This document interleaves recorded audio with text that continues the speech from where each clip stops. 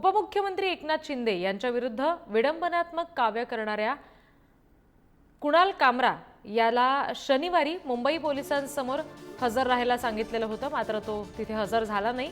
कामरा पोलिसांच्या समन्सवर हजर न होण्याची ही तिसरी वेळ आहे। शिवसेनेचे आमदार मुर्जी पटेल यांच्या तक्रारीवरून त्याच्यावर गुन्हा दाखल करण्यात आला होता।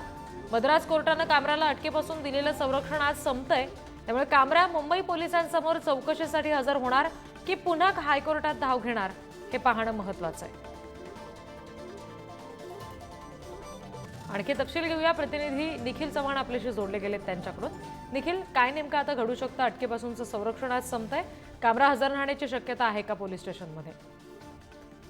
रिद्धी, नक्कीच आपण पाहिलं तर कुणाल कामरा याने मद्रास हायकोर्टामध्ये धाव घेत तर त्याने अंतरिम सुरक्षा आहे ती घेतलेली होती। तर आज मद्रास कोर्टामध्ये पुन्हा एकदा याच प्रकरणाबद्दल सुनावणी असणार आहे आणि या सुनावणीच्या दरम्यान कुणाल कामरा याच्याकडून हीच अंतरिम जामीन आहे तो वाढवून मागण्याची शक्यता आहे। तर याच प्रकरणामध्ये आता मद्रास हायकोर्टाकडून काय सुनावणी होते हे देखील पाहणं तेवढंच महत्त्वाचं ठरेल, कारण हे संपूर्ण प्रकरण आहे ते मुंबईमध्ये घडलेलं आहे आणि मुंबईमधील खार पोलीस स्थानकामध्ये आतापर्यंत कुणाल कामराच्या विरोधात महाराष्ट्रभरातून 3 गुन्हे आहेत ते दाखल होऊन वर्ग करण्यात आलेले आहेत।